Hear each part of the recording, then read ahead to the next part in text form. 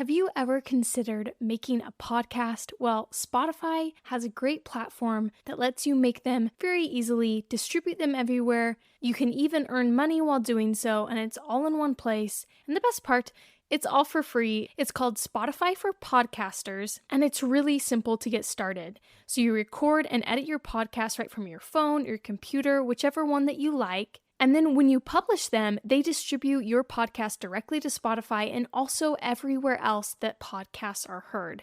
You can do video podcasts, you can interact with your audience with Q&As and polls. And once they're up and running, like I mentioned before, you can even earn money through your podcast in a variety of ways through things like ads and podcast subscriptions. And of course, it's totally free to use. There is no catch. When I started Plant School, I used Spotify for Podcasters, and I continue to use it because I love it. It's super easy to use, and it gives me everything that I need as a podcaster. So if you have ever wanted to start your own podcast, I highly recommend that you try out Spotify for Podcasters. You can download the app or go to www.spotify.com/podcasters to get started. Hello and welcome to the Plant School podcast. As you can see today, we're going to be going over tips for keeping your houseplants happy in the summertime.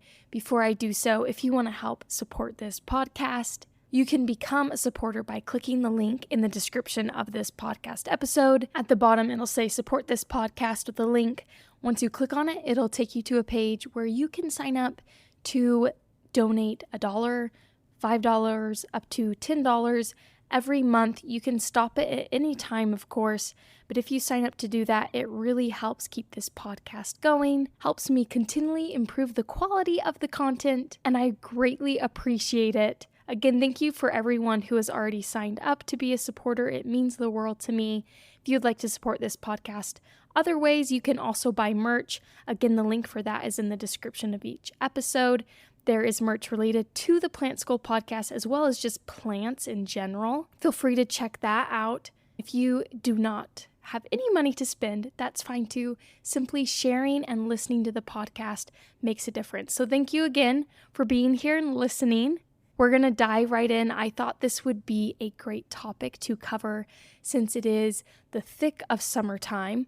I guess for the northern hemisphere of the world it is, but that is a majority of my listeners. So for most of us, it is the thick of summer, and I thought this would be great to talk about how to keep your houseplants happy in the summer, because this can be a really great time for growth for our plant friends.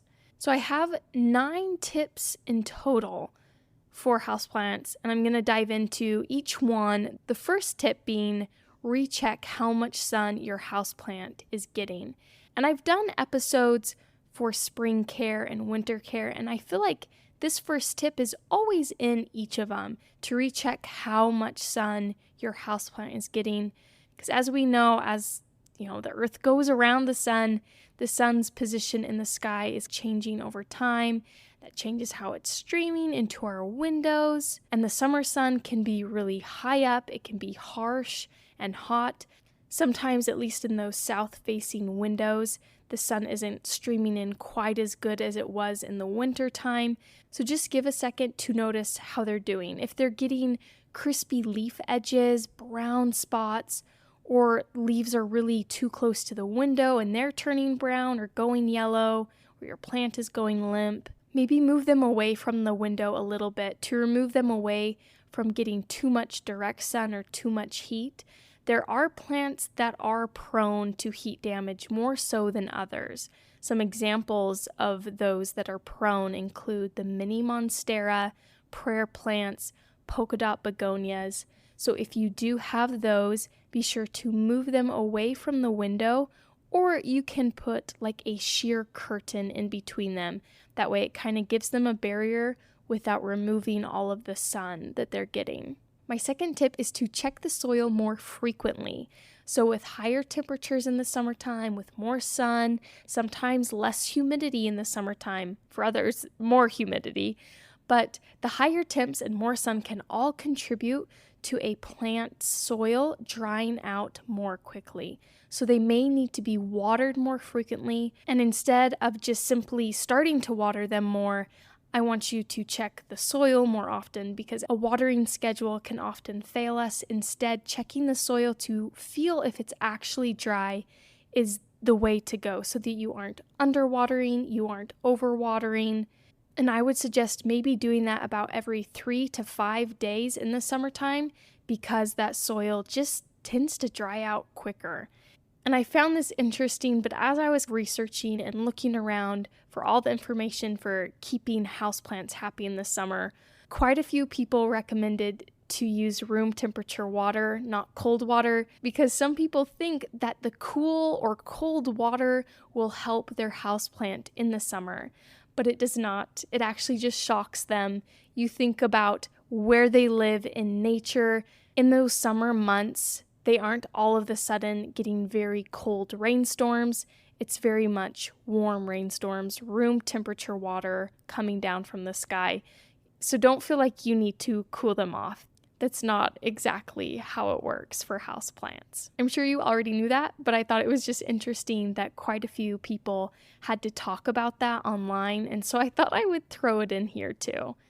My third tip is to keep your houseplants away from your AC vents that are blasting cold air. Like I was just talking about, since a large majority of houseplants are mostly tropical and are used to environments that stay relatively the same temperature year-round, they can really react or get stressed when they receive cold drafts. It can cause yellowing of the leaves or fading leaves. So if you can, keep them away from being directly on an AC vent or near them as much as you can. If you start to notice some adverse effects because it is by an AC vent, go ahead and remove it and put it in a new location. My fourth tip has to do with fertilizing. So since summertime has extended periods of sun, indoor plants are often undergoing spurts of growth. They do this in the spring as well. So if you have already started fertilizing in the spring months, great, keep it going. And if you haven't, summer is a great time to be fertilizing so that those nutrients in the fertilizer can supply the necessary nutrients for growth. But as a side note, before you just dive into fertilizing all of your houseplants, some plants, if it is too hot, they go into a sort of survival mode. And their energy just goes into coping/surviving instead of absorbing nutrients. So if you are in the midst of a heat wave, or you can tell that your houseplants are really stressed because maybe your house is warmer than it usually is, and they're kind of taking the brunt of it, do not fertilize them. Fertilizing is never a good idea when the plant you have is dealing with other stressors, such as a heavy pruning, a heat wave, you just repotted it. Things like that. You want to be fertilizing when your houseplant is actively growing, it is healthy, and it's not stressed. So I would recommend fertilizing every month or every other month while it is growing during these summer months with a balanced fertilizer or a slow release fertilizer, something like a 10-10-10 or a 10-15-10. Those numbers are simply the percentage of active ingredients in the fertilizer for NPK in that order: nitrogen, phosphorus, and potassium. So if you find one that's a 10-10-10, maybe even a 20-20-20, and you dilute it down, that can be a great way to go for a majority of your houseplants. I'm going to pause right here for a quick break, and we will come back and jump right into the next 5 tips for keeping your houseplants happy in the summer.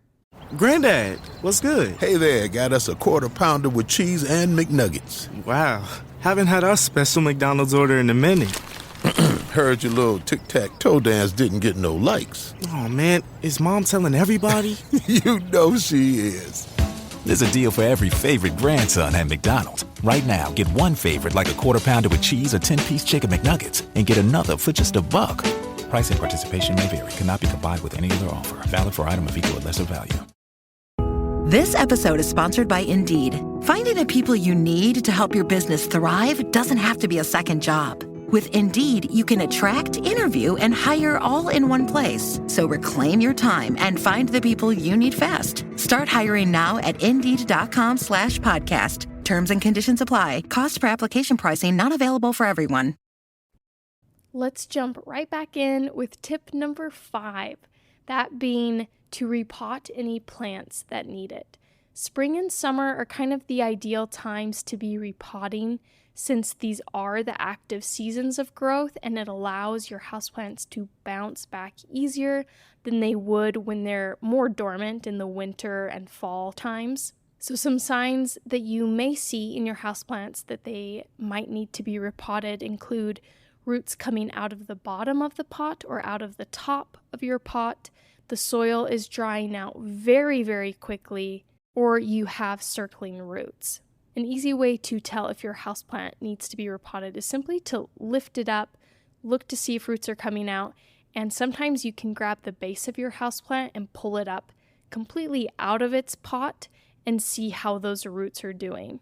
I often do this after I get a houseplant from the grocery store because I feel like those are always outgrowing their pots that they come in. By the time they get to the store and ready to be bought, I feel like they are ready for a new pot. So it's just something to be aware of, because summer can be a great time to do these tasks.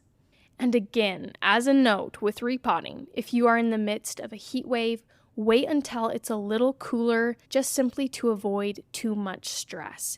You don't want to be repotting in the midst of a heat wave. That can really stress out a plant, and we don't want to give it too many stressors that push it over and cause it to die. Tip number 6 is to keep your eye on humidity. For a lot of people, summer can be very dry. That is the case for me. I know that's not the case for everyone, but if you do live in a dry place, make sure that you have extra humidity in place. Humidifiers are probably the easiest way to do that. You can also clump plants together, or you can use an enclosed container.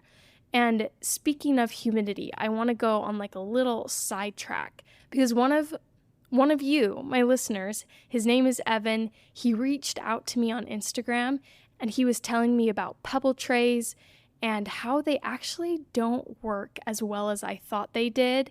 Now, this is something I didn't know a lot about. I knew misting didn't work too great, but I was unaware of pebble trays. So I really appreciate him messaging me. He even sent me a bunch of videos giving evidence that they really don't work that well.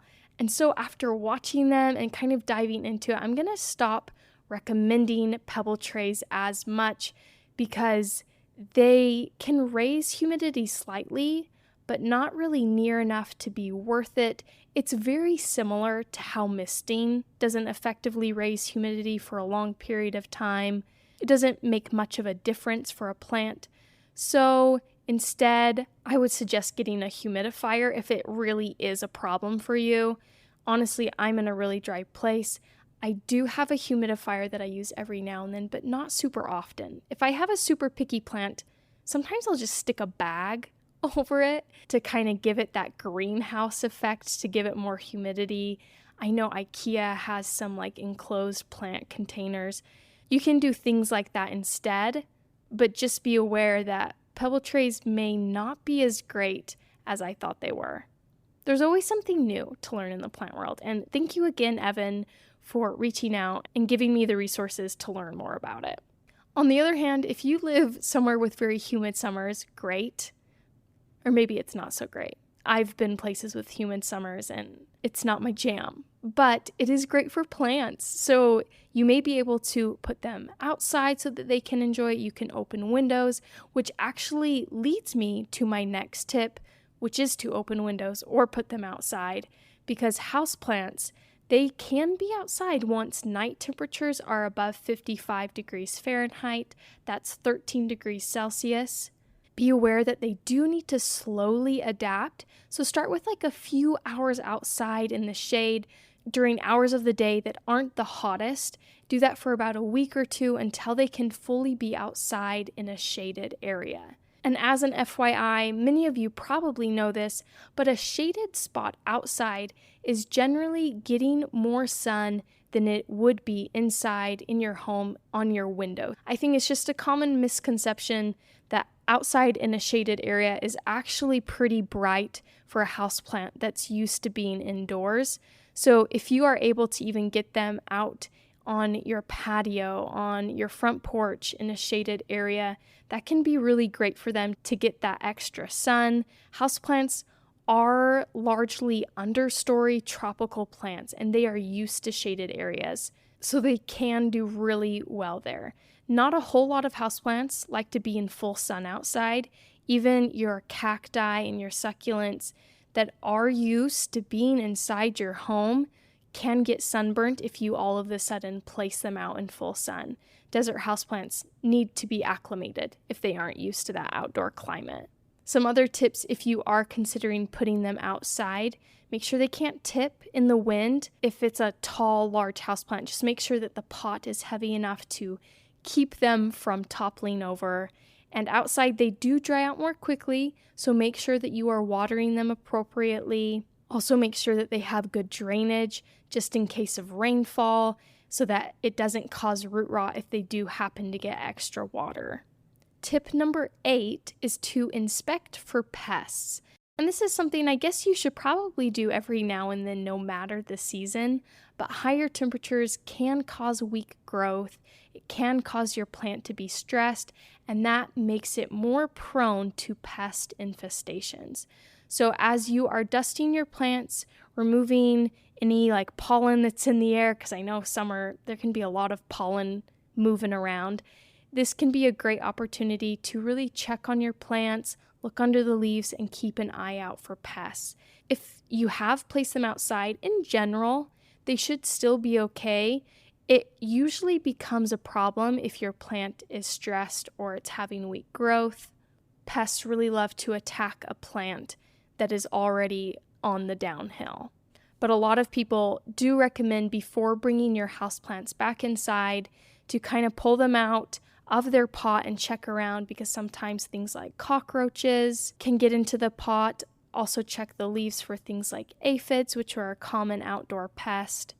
Things like that. It's just always a great idea to check before you bring them back inside.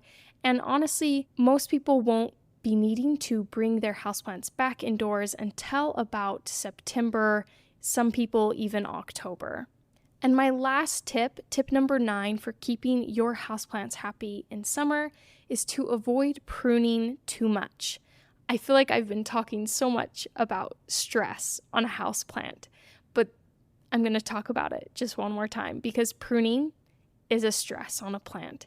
And if you combine that with having heat, pruning can make it really hard for a plant to bounce back well. That's honestly why you don't see people pruning outdoor ornamental plants much in the summer, because it is hot, and the heat combined with that can be really detrimental for a plant. So spring is generally the time to be doing that, not summer. On the other hand, cleaning them up and removing yellowing leaves, dying leaves, that's totally fine. Feel free to do that. That's not going to harm the plant. It's just heavy pruning that is highly advised against. And with that, those are some tips for keeping your houseplants happy in the summer. I hope you guys enjoyed this episode. It was kind of a fun, short, easy one, but I hope you guys have a great week and will join me in 2 weeks for a brand new episode of Plant School.